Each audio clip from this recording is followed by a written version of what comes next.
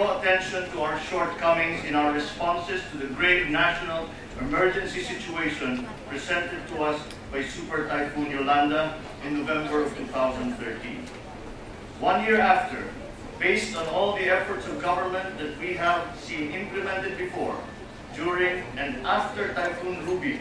which was of an initial magnitude that portended catastrophe of a scale similar to Yolanda,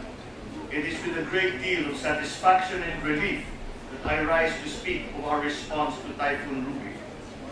From the evacuation efforts observed by the United Nations as one of the largest peacetime evacuations in history, to the prepositioning of goods, equipment, and security and law enforcement personnel, to the coordination between the national and local governments on services and information, to the parallel efforts of the private sector and even international agencies and offices, we can say with pride that we have done a much better job this time.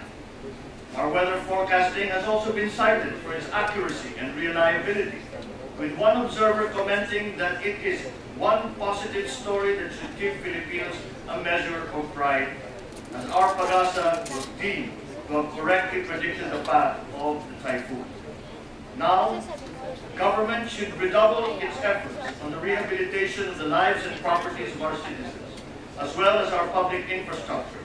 which have collectively sustained 3.3 billion pesos worth of damage per latest assessment of the NDRRMC.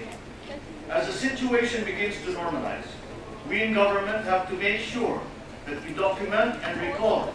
all the DRRM programs, plans, and strategies, and other best practices that were utilized by the national and local governments and other sectors and that have proved to be effective in preventing and mitigating loss of life, damage to property in our communities.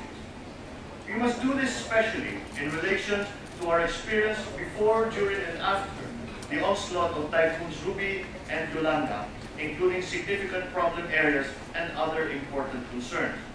It is for this purpose that I have filed Senate Resolution number 1056. In our continuing quest not only for a comprehensive but an effective and efficient disaster risk reduction, management, and response plan, in accordance with Republic Act number 10121, both the executive branch and Congress should consult to codify and institutionalize these effective programs, these best practices and the like on both national and local levels in order to give them the character of consistency or flexible permanence akin to standard operating procedures.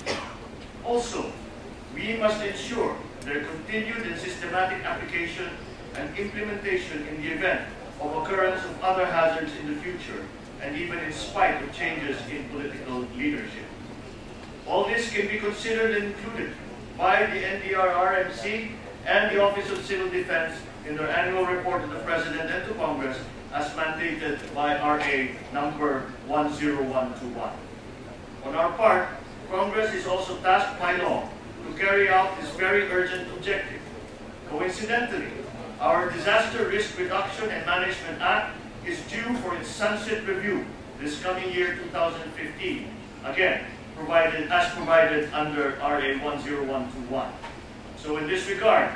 this representation respectfully exhorts not only the Congressional Oversight Committee and the proper Senate Committee, but all my colleagues in this chamber to join in this effort and to conduct the mandated systematic evaluation for this specific purpose. Most important of all, we in Congress, especially in the Senate, owe it to the people to help build a culture and mentality of preparedness and resilience amongst us in order to ensure the safety and continued survival of our citizenry, our communities, our nation. This must be done in the face of the threats presented by global warming and the worsening effects of the changes in our climate. Let us also not forget that 1 year after Yolanda, many of its victims still live in tent cities and temporary shelters.